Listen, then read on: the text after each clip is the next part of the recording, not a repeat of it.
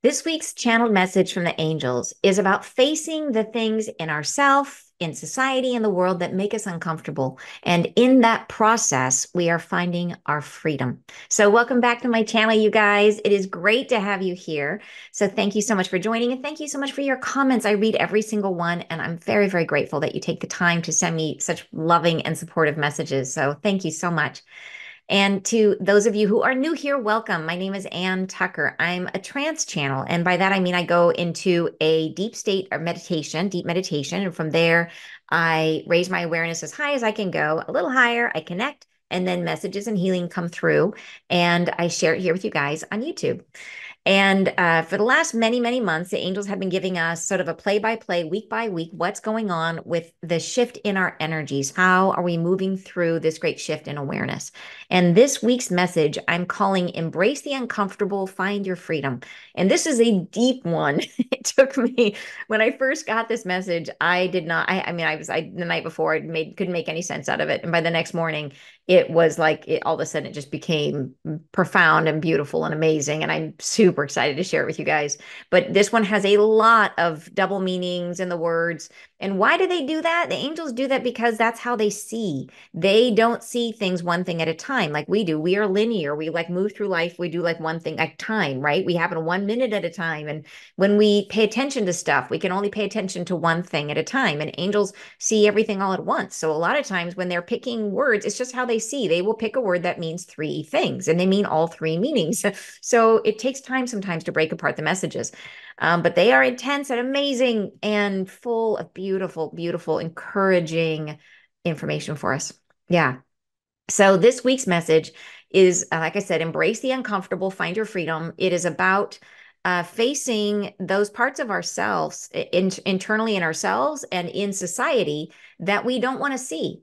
And through the process of embracing those, that this is really the definition of self-love, is releasing judgment and finding our way to self-love. And they give us a whole lot of information about what that will mean and how we will experience our world differently because of it. And specifically, it's freedom. Like we will feel free to be unified, to be one with everyone else. So because we won't have anything to hide. So it's a beautiful, beautiful message. I hope you guys love it. I wanted to remind you of those of you who are part of my monthly peace bathing program, peace bathing meditations we do once a month to help us keep pace with the energies of this big shift in consciousness. And so those of you who are part of that program, don't forget, we have our session this Sunday, 10 a.m. Pacific. So, and if you would like, if you don't yet have a regular healing practice of your own and you would like one, you are welcome to join. It's not too late. You can find out more about it on my website, and I'll put the link down below in the chat. It's called Peace Bathing, and it happens this Sunday at 10 a.m. Pacific. All right, you guys, I hope you enjoy the message. So I'm calling today's message, Embrace the Uncomfortable, Find Your Freedom. And here is what they say. They say, unbridled and becoming, you emerge from your slumber of many years. There is a beginning. What once has driven humanity now pulls its forces to a stop of closure, and the commencement is beginning. The tide is turned. The rhythms of pull and chaos present their chorus of acknowledgement for all that was before. And these anchors of the destitute and the downtrodden are heavy upon the consciousness of humanity. In these times before you now, the rigidity that you bore, the unwillingness to be brought toward what was uncomfortable, is shattered. And presented to you now is a vision of the day when all collides within its core, the knowledge of itself as the many. There is a faction among you now who has already transcribed knowledge of the nether regions, that has in its play a freedom of speaking and can conjure to the imaginings what will become. There are those among yourselves who speak with this knowledge as it is, a freedom worth seeking, an inevitable, encouraging tribute to the capacity of yourselves to renew what is. We wish now to bring into harmony with yourselves the diatribe of troubled times ahead, the fears that trouble you now, the efforting you must go through to bring this unearthing into reality. In this dimension before you, What shall become of this?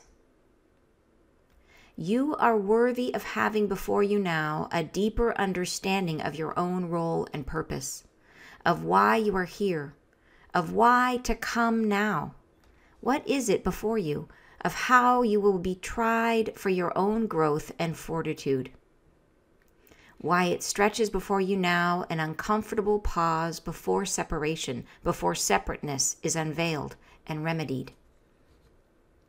We say the times triumphant shall be hailed as what once was thought of as inaccessible, a time within of fairer winds and easier knowings, and easier role to play within your own barrage of awakening, a sense of yourself as drifting more easy with the interplay of self and dimension. We say in the times coming, you will find your freedom, and freedom reigns within. And this then becomes something tangible. It becomes a felt and encouraging thing for many. It becomes a freedom form, a pliable conveyance that others can touch, can appeal for themselves. A sense in your heart, an encouraging sense, you can sense in your heart an encouraging rhythm they can take on. It is to be the light of encouragement, to be the light that you are, to be the one that holds the pure form of freedom, to let it be revealed to all you are. Let your heart purge itself of that which resists the desire and reluctance to bring homeward what you trust and know. Feel in yourself a rekindling, an awakening of sorts not yet felt, a greater pace of life and existence than has yet been present, more open, more tangibly felt by yourselves. Greater vistas become apparent, and this transfers to your awareness, satiating the curiosity of the unfelt, and allows you to bring to the earth the confidence in transparence. The arrival of awareness of a heightened state in which your belonging becomes a known thing. Take for ease a placement made by choice, made for pleasure, made for the arrival of this day. And this, you are it. You are the conveyor of freedom. The time is coming, dears. Play not that old song of why am I here, but live for this new day of vibration and song of freedom. Find in your heart space the awakening time drawing near. You are welcomed to play a chorus unique to you, to draw this in and make it transpire according to the storyline you wish for you.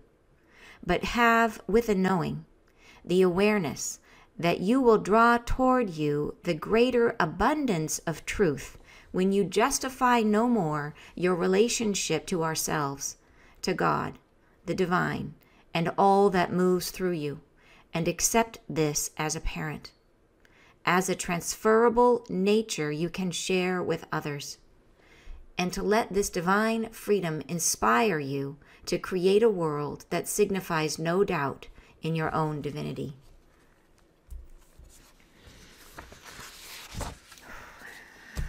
Okay, and I know that was like, yeah, it is an incredible message. And like I said, it took me, you can see my markings are like crazy on this one because I had kept having to go through things and re-understand things.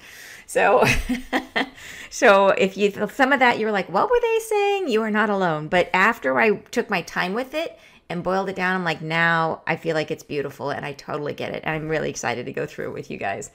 So good morning to those of you who joined just now. You're saying, happy to see you, great to see you, Linda. Hey there, great to see you guys. The good morning, there you are. Wow, incredible message today. Yeah, it really is. It really is a beautiful one. So so let's go ahead and break it down to understand it better. To me, the overall message is telling us that there's things that we don't want to see because they make us uncomfortable. And sometimes those things are inside of ourselves and sometimes they are in society. And it's saying that when we face the things that make us uncomfortable, we find freedom. And that freedom is palpable and can be shared. And that is what we're meant to be doing, that we're meant to face the uncomfortable and find our freedom and then share that freedom with others. And it's literally like the freedom is something that they can feel, that it becomes something almost physical. So yeah, it's a very, very cool message. Of course, the way they say it is like there's so much more depth and richness to this message than just that. But if I had to sum it up, that's where I would put it. You're saying good morning, yes, and self-mastery. Yeah, for sure. Self-mastery and the idea of confronting the uncomfortable. I think that is there's a lot to be uncovered in that. So let's go ahead and talk it through. So the first paragraph, they say, unbridled and becoming, you emerge from your slumber of many years. There is a beginning. So they've been talking about this, that we are like at the doorstep. We're at the beginning. We're in the beginning moments of this new shift in awareness, that we've already sort of taken the first steps into this new state of awareness. And they say, what once has driven humanity now pulls its forces to a stop of closure. So this is really like the end of an era is what they're talking about here. So what was once the driver, everything we used to care about, which was the physical, right? We were very driven to providing safety for ourselves and our families, right? This was what was driven. It now pulls to a stop. So all the things that seemed important are now coming to stop. They say, and the commencement is beginning. So the commencement of the new era. The tide is turned. And then they go on the next paragraph. And I really like that idea of the tide is turned, that it's really like this we're really headed in the new direction. This is not only unstoppable, but it's already begun. Next paragraph, the rhythms of pull and chaos present their chorus of acknowledgement for all that was before. And I like how they're carrying the metaphor. The tide has turned, and now they say the rhythms of pull and chaos, which reminds me of the waves of the tide, right? The pull and then the chaos. Like think about how the pull back of the tide and then the chaos of the wave coming forward. But what they're talking about here, the rhythms of the pull and chaos present their chorus of acknowledgement for all that was before. So this is like, to me, I see this as the fact that we have to go through an unwinding, that this isn't a thing where we can snap our fingers and be in the new state of consciousness. This is that we have to go through pull and chaos. There has to be a period of unraveling and taking things apart and taking apart our old belief systems in the process. And so they're saying that it is a chorus of acknowledgement for all that was before. So it's really bringing it all up to the surface, and we're acknowledging here's all the ways we used to be, all the things we used to think. We're acknowledging all those things, which I think is so important, because that is a huge part of healing. That in order to heal things, we have to see them, we have to acknowledge them. That it's like every wound is really just a desire for acknowledgement, a desire to see, that to believe that things that happen to us really happen, to feel deeply in our body that what we think is true is really true, that what we feel, that our emotions are valid. And so that's the same for the earth and for humanity, for our collective consciousness. It's a desire to be acknowledged. So the pull and chaos, this unwinding that we're going through is a necessary process, because this is how we acknowledge our pains, acknowledge what has been difficult in our world. And that's how we heal it. So, okay, so it's been heavy. So they say that acknowledgement for all that was before. These anchors of the destitute and the downtrodden are heavy upon the consciousness of humanity. So here they're starting to get into what is it that we do not want to see as a human society, as humanity, as a collective consciousness. Where do we avert our eyes? And boy, when I think about that, it really brings me back to like the time of Yeshua, and how like the lepers, like the certain parts of society that are in, even now in the world, that are considered to be the untouchables, right? That where we avert our eyes, because it's hard to see. It's hard to see and go on living your life, right? It's hard to see and not feel like you need to save everybody. And that is definitely so there's the uncomfortableness of that. And then there's the dual meaning of this is what it is in society. But throughout this whole message, there's two meanings, which is society and then self. So there is the parts of society that we would rather not see. There's the homelessness, there's the drug addiction, there's poverty, all the things, illness, the things that are just really, really hard. And sometimes it's because they remind us of our own fragile state, right? They make us afraid that, that maybe it will be us next, right? There's all these things that come up that are, and it's, yeah, they're not particularly spiritual thoughts, right? But they are there. And we have to sit in that uncomfortable place and acknowledge that pain. So we have that in society, and then we have it in ourselves. What are the parts of ourself that make us uncomfortable, that we don't want to acknowledge? So all of this is both. It's both society and it's self. These anchors of the destitute and the downtrodden are heavy upon the consciousness of humanity. In these times before you now, the rigidity that you bore, the unwillingness to be brought toward what was uncomfortable is shattered. So wow, right? Shattered. So, and how would that happen if you think about that? How would it be that our desire not to see it, both in ourself and in society and in the world, our desire, our discomfort with seeing what is uncomfortable, and our rigidity about that, our resistance to that, how would that be shattered? And it might be because we are thrown in the midst of it, right? That we are immersed in it. And so they say, it is shattered, and presented to you now is a vision of the day when all collides within its core, the knowledge of itself as the many. So this is like such a, like, there's so much in this little tiny paragraph that presented to you now is a vision of the day when all collides. And I think of that is as, yes, when we are all brought together, when the things we don't want to see are right next to us or right in front of us where we can't not see them. And that could be in society that we're faced, right? We're faced with the destitute and the downtrodden, and it can be inside of ourselves, that the things that we most fear seeing are brought up to the surface in ways that we can't ignore, right? So our desire to ignore it is shattered. We can't ignore it any longer. And this is part of the healing. Right? So, wow.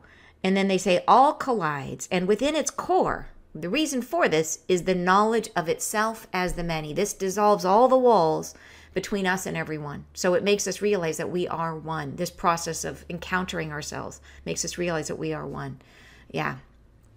And Lindsay says, wow, let's do that world where we have no doubt about our divinity. Tears, yes. I learned last night that there are, in fact, 100 wars on the planet right now. Oh my gosh, according to an agency that monitors things. It's hard to see and process that. Wow, I had no idea. That is amazing to me. That, I mean, like, because we just hear about the big ones, but wow.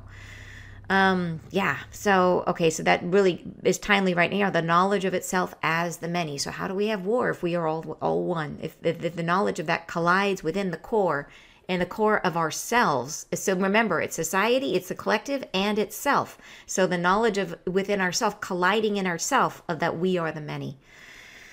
All right, next paragraph, they say, there is a faction among you now who has already transcribed the knowledge of the nether regions. And I laugh when I heard that, because I hear nether regions and I think about, I think about like the nether regions, like what we don't talk about, like your privates. Like that's the nether regions. But there is another definition to nether regions, which is and I think it's not an accident, of course, I use the double entendre there because it's the root chakra, and the root chakra is the source of belonging. So the root chakra is in our nether regions, but there is also in the nether regions is that idea of it means the lowest or furthest parts of a place, right? And it has an allusion to hell and the underworld. So that is what they're talking about here. That there's a faction among you now who has already transcribed the knowledge of the nether regions. So there's definitely many of us who have already gone there, who have gone to our darkest places, who have plunged the depths of our soul, or who have plunged the depths of society, who have immersed ourselves in hardship and in suffering, and who know that well. I personally know, many people who are who are devoted to hospice, right? Who would sit with people during their moments of transition, or who are devoted to the homeless, or devoted to, war-torn areas where they are really immersed in that hardship. By the way, I forgot to mention in a thought I had about the previous paragraph, that idea about our reluctance to see the difficult things in society. I wanted to To mention, I remember when I was back in my 20s, I traveled around Europe. I did the backpack thing. And as part of that, I went to Morocco. And I was on a bus, getting from one city to another. And we were driving down the road, and we were in the middle of nowhere, like in the middle of the desert. There was like nothing. And then all there was walls, like tall walls on the side of the freeway, or the side of this road that was like, we call it a freeway, but it was like 2-lane road. And it was, like I said, nothing for miles, just these walls. And I thought it was so weird. Like, why would you build a wall when you're in the middle of nowhere? And I asked somebody who was near me, a local, and they said that they were cache miserables, and which means in French, hide the miserables. And so what that meant is that behind these walls, what we weren't able to see were slums. And to me, it was heartbreaking to think that they would spend all the time and energy to build walls to hide people that that other people didn't want to see because they were destitute, right?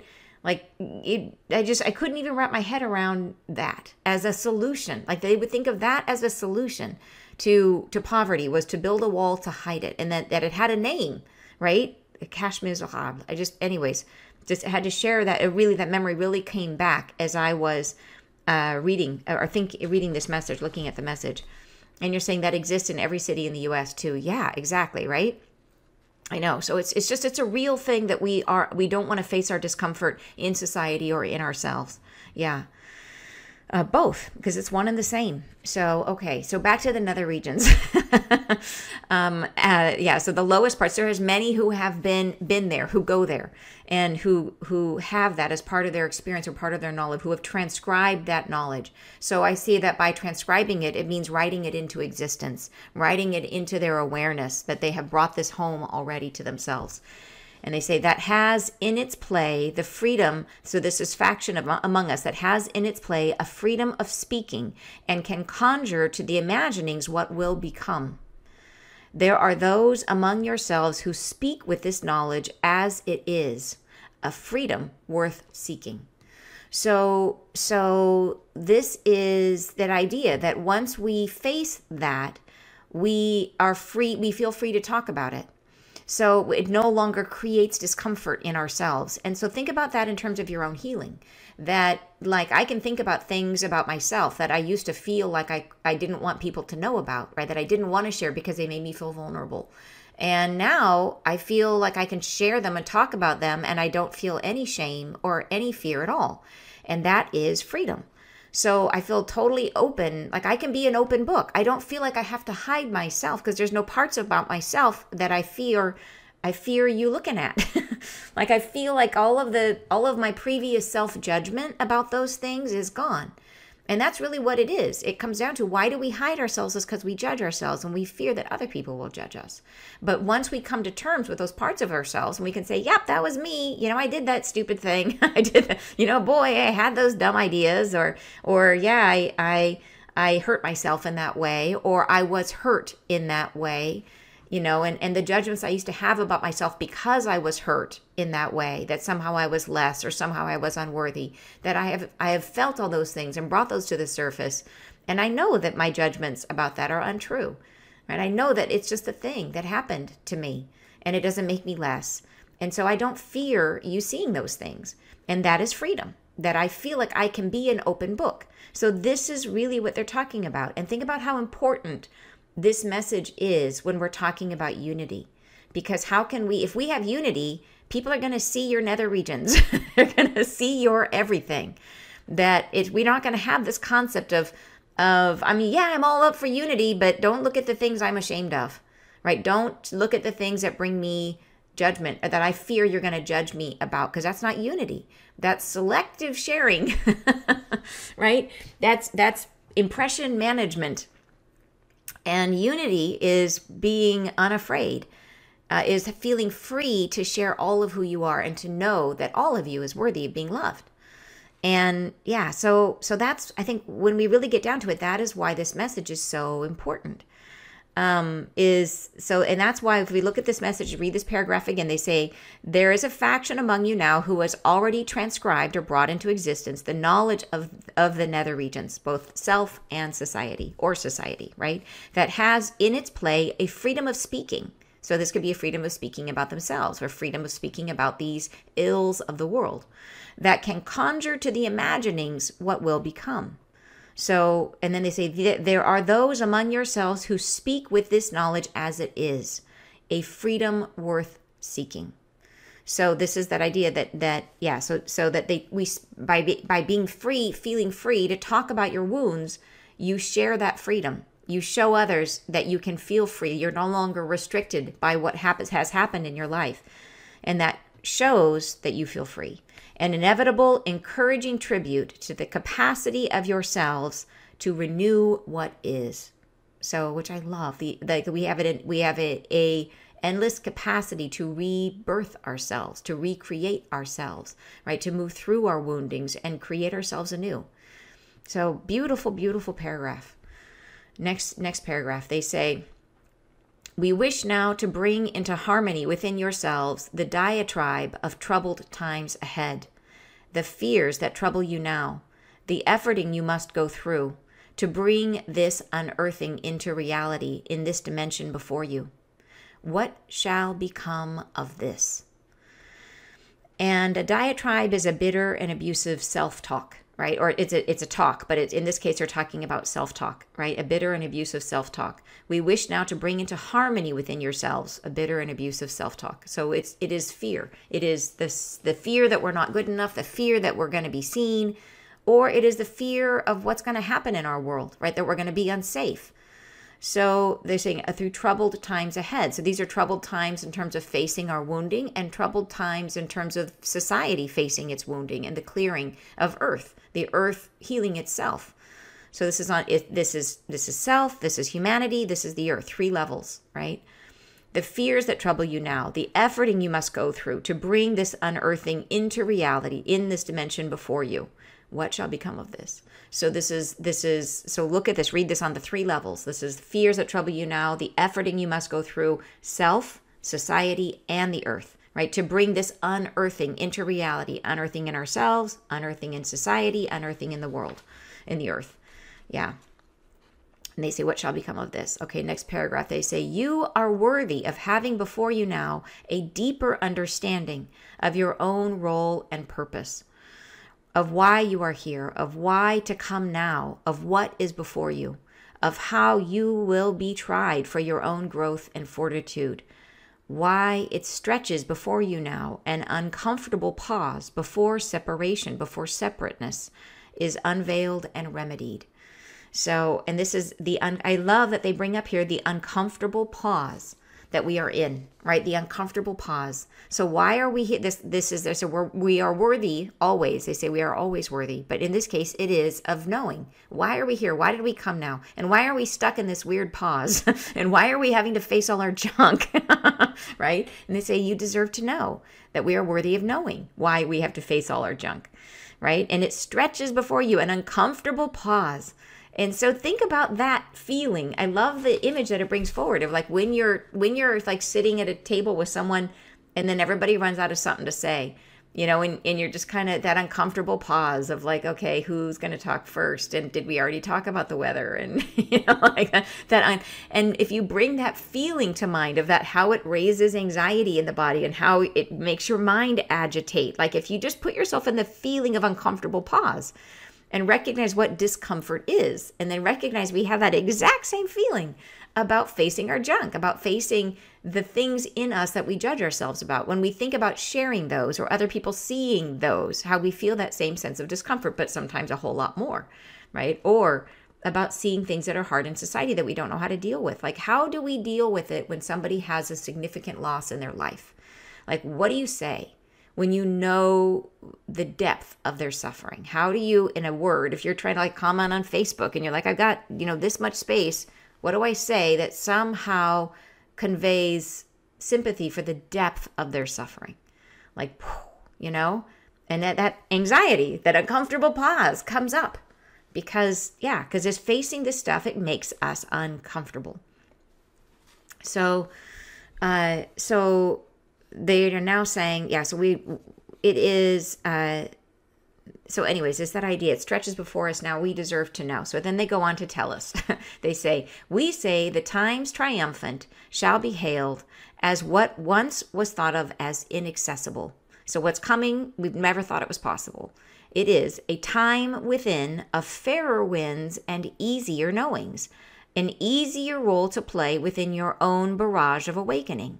A sense of yourself is drifting more easy with the interplay of self and dimension. So they're saying, this is, why are we here now? That this is what we're leaning into. We're leaning into a time that we never thought was possible, which is a time where we can face ourselves and move through our own learnings about ourselves without pain, right? Without shame, without suffering. And this is really, they've talked about this in many different ways, the end of karma. Karma is, in my definition, the end of self-judgment. Karma is what the judgments we make against ourselves. And it is also can also be a positive. Karma can also be the things we decided we were going to do before we got here. But it is things, so anyways, but it's in this case, they're talking about ways in which we judge ourselves. And we're moving into a time with fairer winds and easier knowings when we can learn about ourselves without that pain and hardship. So this is the transition. Why did we come now? Is to be the ones that make the transition from the karmic state of 3D, like 3D living, karmic state, where we are experiencing ourselves through contrast in the world and through this concept of seeing our own yuck on the outside and having to face it, right? And then we're moving from that karmic state of pain into a new state where we learn about ourselves with ease and fairer winds. And we are the ones making that transition. So that's why we came. So this is how they're answering that question, right? And easier role to play within your own barrage of awakening.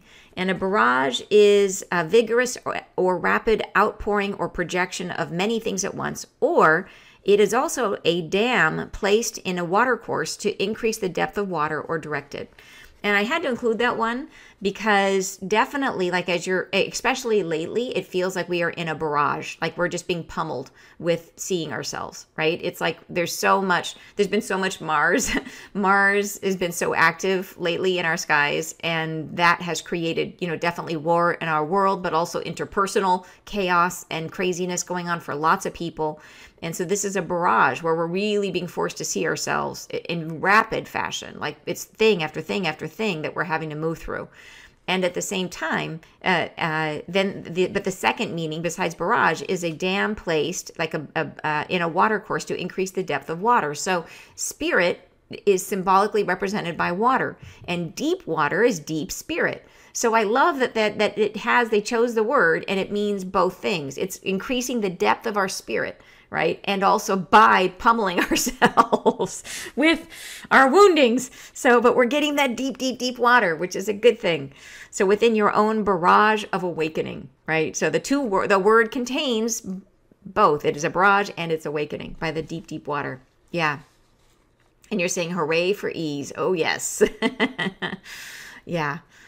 So, so going on, and they say a sense of yourself as drifting more easy with the interplay of self and dimension. So they're saying it's still going to be a situation. There'll still be an interplay between us and our reality, right? That there'll still be that dialogue where our world is still a projection through us, but it will now be we'll be conscious and aware of it, and it won't be coming through our wounding, right? If it does, it's the thing where we will see it and understand ourselves. It comes with ease. It's not the same. It's not the way it's been, where we have to go through the suffering in the same way. Yeah. So pretty darn cool. All right. So next paragraph, they say, we say in the times coming, you will find your freedom. And that freedom meaning that we will no longer feel like we have to hide ourselves because of the ways in which we judge ourselves. So we will find our freedom. And freedom reigns within. So that is it, right? And this then becomes something tangible. It becomes a felt and encouraging thing for many. So this is interesting. So they're saying it literally becomes something that people will feel about you. That as we get to the space where we have accepted all that we are, and then that becomes something that is palpable in our energy field. And I think this is true as we are moving into this higher state of consciousness, we feel each other's energy much more easily. And this is coming increasingly as we have these anticipated waves of light that we're expecting that will increase the frequency of the planet. And as that happens, we will feel each other's energy way easier. And if your energy is radiating, hey, I'm good with who I am, like I know I'm not perfect, but I love all of me and I'm not in judgment of myself, that creates a very specific vibration that feels to others like freedom, that you are free. And it will be such a felt thing. It'll be like it's tangible, like they can reach out and touch it. Like, how cool is that, right? So they say it becomes a freedom form, a palpable, which is like feelable, a palpable conveyance that others can touch, can appeal for themselves to, in other words, to request it earnestly. They can appeal for themselves, that others can touch. It'll feel like something that is obvious, like so true, so clear, it will be obvious to others while you have that magic energy of freedom. Like you have that sense of, and we call it self-love, but it is the absence of self-judgment is how we can think about it, right? What is it not? Self-love is the absence of self-judgment. Yeah.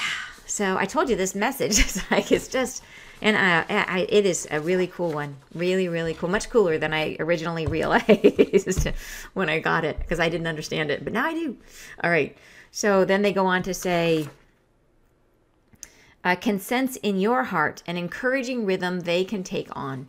It is to be the light of encouragement, to be the light that you are, to be the one that holds the pure form of freedom, to let it be revealed to all you are. And so again, there, a double meaning, but this is why we're here. They're giving us the answer. Why are we here? It is to do our own healing, to get to the place where we accept all that we are, where we no longer feel shame about any part of ourself or any part of our experience or anything that's happened to us, where we love all of us, all of us.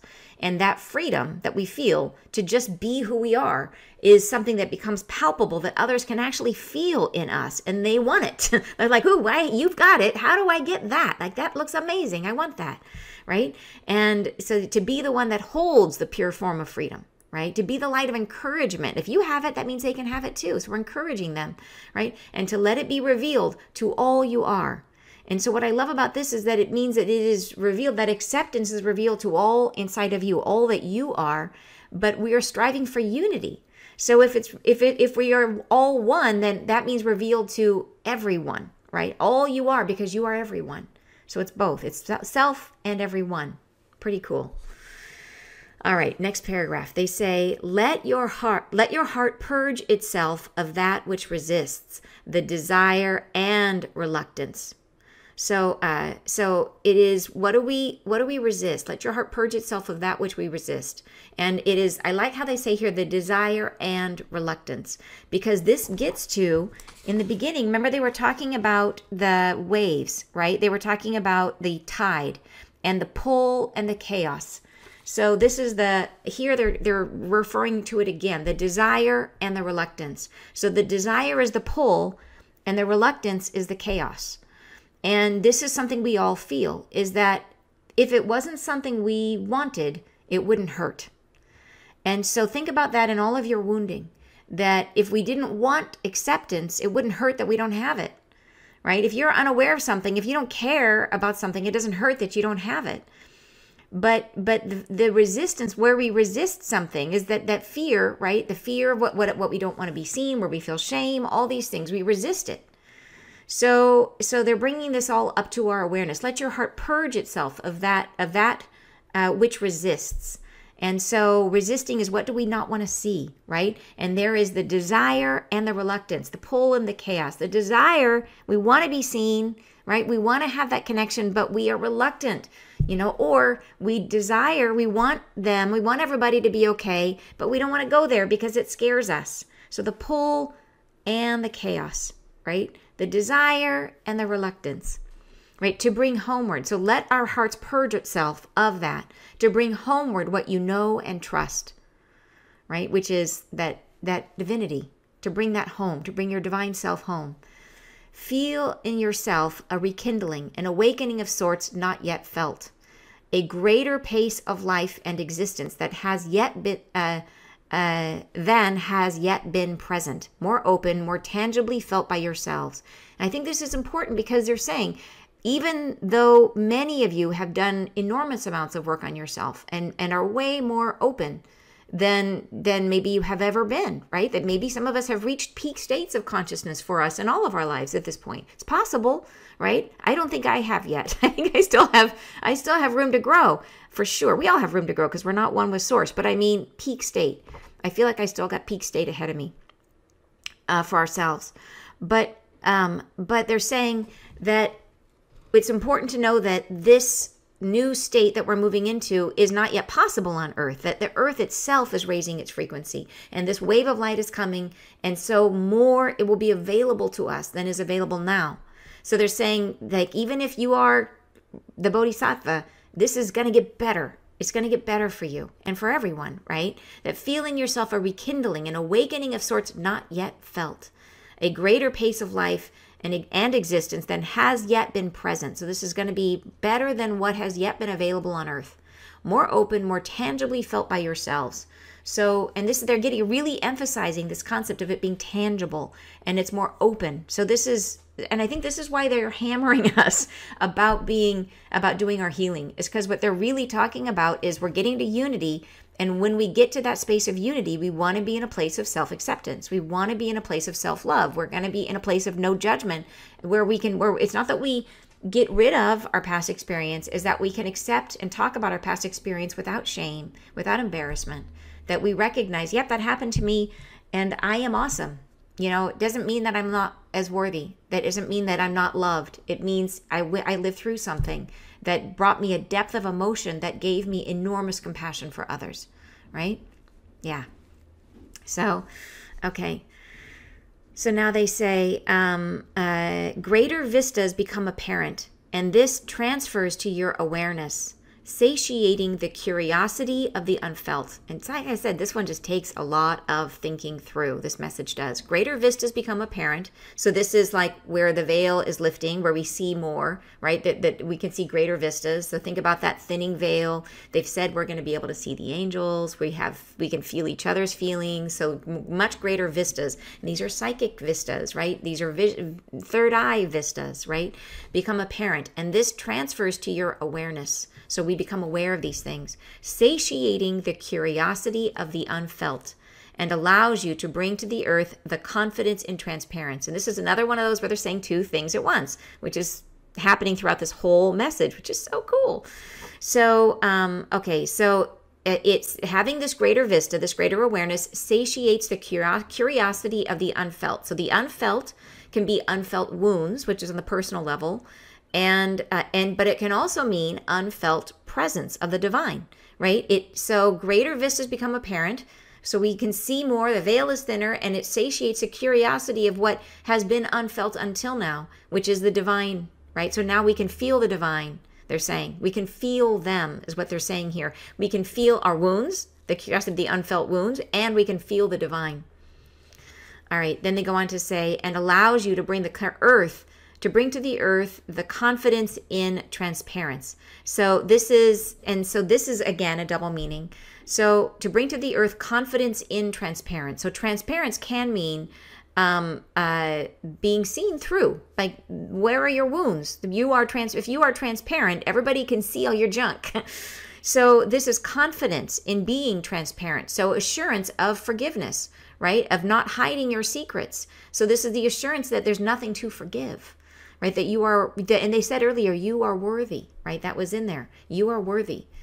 And they say, so the second piece of this one is that transparency also means transmitting rays of light. So think of that as a definition for angels, spirit, right? So confidence in them, confidence in the angels, confidence in the divine energy, so that it allows you to bring to earth the confidence in transparency. So this is like bringing to the earth the complete acceptance that divinity is real, that the angels are real, right? That we can actually, in some cases, see them. So, like I said, this one is, we just got to really take our time with this message because there are so many layers. So greater vistas become apparent, which is opening, thinning the veil, right? And this transfers your awareness, satiating. So it comes into our awareness, satiating the curiosity of the unfelt, both our wounds and a divine presence, that we feel our wounds, we feel divine presence, allows you to bring to the earth the confidence in transparency. So confidence in sharing all your wounds, sharing the whole depth of you, not feeling like you have to hide yourself, and confidence in the angels and the divine. Beautiful. The arrival of awareness of a heightened state in which your belonging becomes a known thing. Taken for ease, a placement made by choice, made for pleasure, made for the arrival of this day. So why are we here? Right? For ease, for pleasure, because we want to enjoy our lives. We're here to have a great life.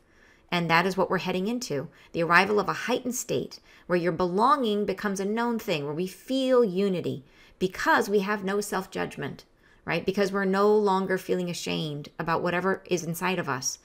And that is taken for ease, a placement made by choice. We're here because we want to be here, because it's amazing that it's made for pleasure, that life, the purpose of life is to enjoy it, right? Made for the arrival of this day. So amazing, right? And this, you are it. You are the conveyor of freedom.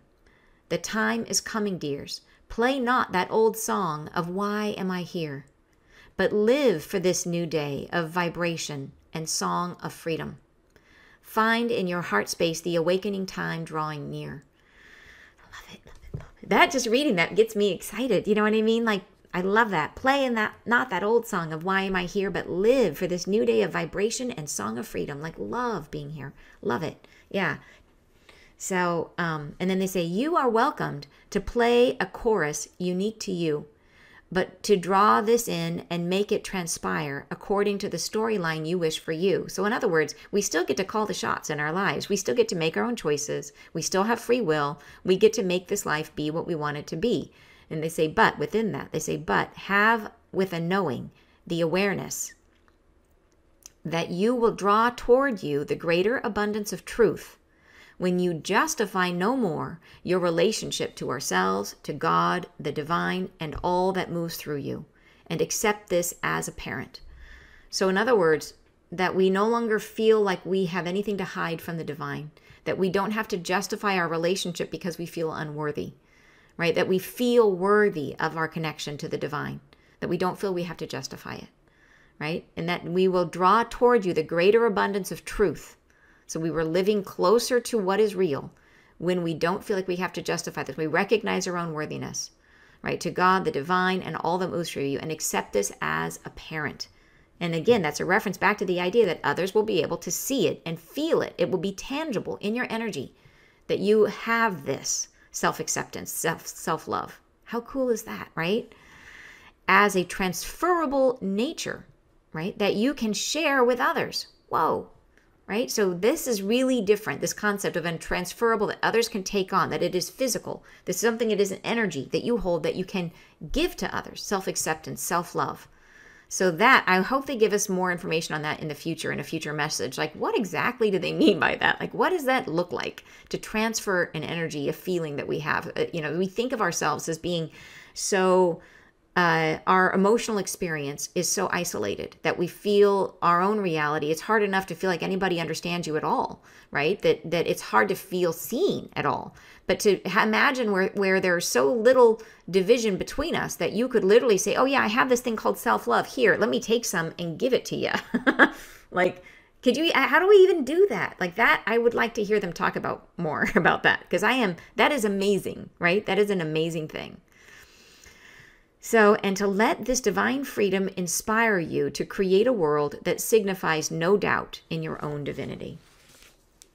Yeah, I love this message. I love it. And I honestly didn't think it made any sense yesterday. I channeled it yesterday and I was like, yeah, I don't get it. So this morning I'm like, whoa. Yeah, I love it, love it, love it.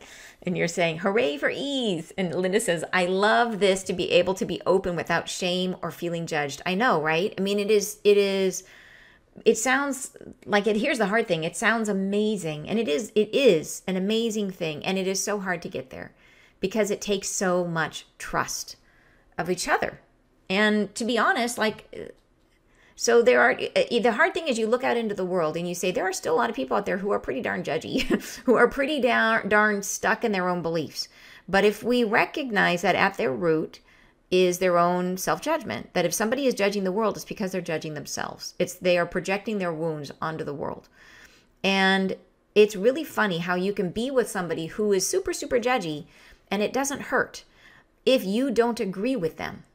If they're judging you about something and you don't hold that energy at all, if you don't agree, they're calling you something that cannot possibly be true to you, that you hear it and you're going like, yeah, that's a crazy thing to say, but okay, if that's what you think, like have at it. But if you don't hold that belief as true, it doesn't hurt. It only hurts if there's some part of you that thinks, oh wow, I wonder if that's true. Like maybe they see that part of me, maybe that is an accurate assessment of who I am, then it hurts.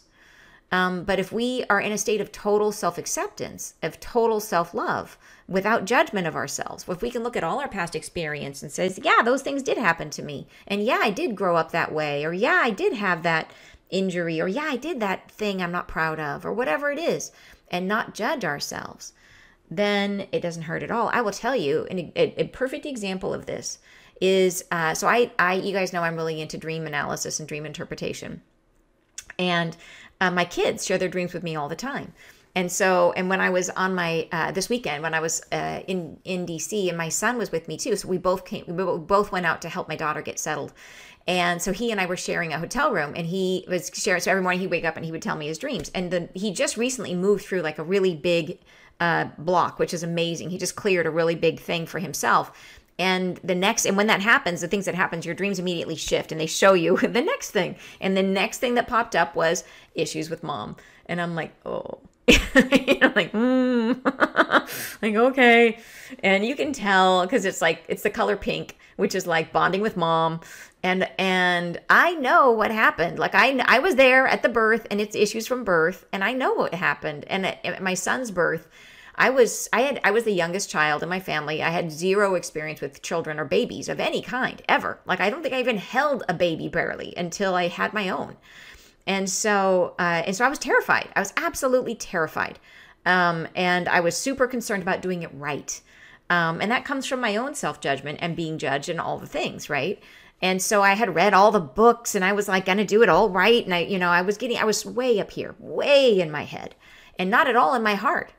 And I remember the first night that after he was born, we were in the hospital and they put him in a bassinet, and I was really glad he was in the bassinet. I could see him. He was over there. He was good, but like he was over there and other people would help because he was over there, and the nurse came in and took his temperature and she's like, he's cold. He needs to get in the bed with you. And I was terrified. I thought for sure I was going to squish him. I thought I was going to roll over and crush this kid. And so they brought him into the bed, and then I gradually was like, okay, I'm not crushing him. We're going to be fine. We're going to do this. But I was definitely scared when he was first born. And that's what he felt. And his dreams show it. His dreams show that he was very aware that I was in my head, and he felt rejected, right? He felt all the things you would feel if you made this incredible journey to come to the planet and somebody was like, you're scary, But here's what's amazing is I know that about myself, and I've come to terms with that part, and I'm in my heart now, and I know I'm an amazing mom now, and I love my kids like anything, right? And so I don't judge myself for that. Like I feel totally open sharing this about myself with you guys. That, yeah, when my kids were born, I blew it, particularly my first one. By the second one, I was in my heart, so I was okay. But first one, yeah, I blew it. And I don't have any shame about that. And so when I read the dream and I had to tell him, this is what it means. And we had and he knows because I told him before about it, but we just talked it through and it's like, and he needs to get healing and it can't be from me because I'm the perpetrator. You know what I mean? He has to get healed from somebody else. But that's the thing is that when you heal a wound, it's no longer shameful. I'm not embarrassed that happened. I know it was part of my journey and it was part of how I adapted to my own wounds, from childhood, that I was in my head because that was how I coped with the things that hurt me when I was little. And the journey of my awakening was the process of getting into my heart. And that's a beautiful thing. And now I understand, right? I understand other people's journeys. I understand what my own process, I know myself so much better because of it. And now I can help him with his journey. So it's a beautiful thing. But if I was ashamed of that, like if I felt like I was bad, if I judged myself as a mother and felt like I wasn't good enough as a mother, and then he had those dreams, imagine how it would have triggered me, right? How I would have felt. And I didn't. So that's freedom. That's the freedom. That is what we're doing. And so, yeah, super cool. Super, super cool message. You say, yeah, feeling divine presence. How cool. A great sense of love, love and peace. Yeah. And Linda says, will those that have not heard this message feel the divine energy and shift as well, or will things stay the same for them? Great question. There will be these flashes of energy that they've told us about will shift everyone. But the fact is that it's nobody gets their slate wiped clean for them, that everybody still has to face their junk. And so what that's going to look like is for people, what the angels have said is that the energies will hurt no one, but that what will hurt is there will be some people who are in resistance to the energy, that they don't want to have that awakening where they see themselves, that they're still in that sense of the state of judgment, or they're trying very, very hard to hang on to what they've lost, that they're trying to keep things the way that they were. And so it's not the light that's hard, it is our resistance that's painful. So there will be some people who are in resistance to this experience, in resistance to unity, because they are afraid of being seen, right? So that is a real thing. But that doesn't change the fact that they will have, the vista will change. They will see more. So, and some people, like I said, will be afraid of that, and some people will embrace that. But so doing your healing now is a really, really, really, really, really, really, really good thing. A really good thing, because then you show people freedom. You show them, hey, yes, we are in this state of unity. You can see your wounds. You can see that I am loving myself despite my wounds, and I can invite you to feel that way too, right? And I think that's the message. That's what we're trying to do. Yeah. I hope that made sense. I think I was kind of rambly about that answer, but hopefully that gave some clarity there. I said, thank you. Beautiful message. Yeah, thank you so much, Teresa. Sherry says, so deeply beautiful. You're so welcome, Sherry. Donna says, so how does he move through that? So there's a bunch of different ways that we can encounter our own healing. And there is, if you are looking on my YouTube channel, there is a self-healing method from the angels. So there's a playlist on my channel that is specifically healings. And if you have a dream like that come up, if you have an awareness that you have that issue, you can use that method as a way of self-healing. If you feel like you have deeper wounds that you want to do more work on, come and join my Soul Convergence program. It is exactly designed for that. It's 11 weeks program. It brings you through the masculine healing for 4 weeks for part of it, and then through the feminine healing for part of it. We're in the middle of doing it right now, and the results have been spectacular. People's dreams are showing that after the first we just finished the masculine portion. We're just starting the feminine, and more than half the people have already balanced their masculine energy as shown in their dreams. So, which is incredible, because normally that's a process that takes years to accomplish. So it's very, very, very exciting. So yeah, so if you would like help with that, come and join us in the next Soul Convergence. I think we're starting again in February.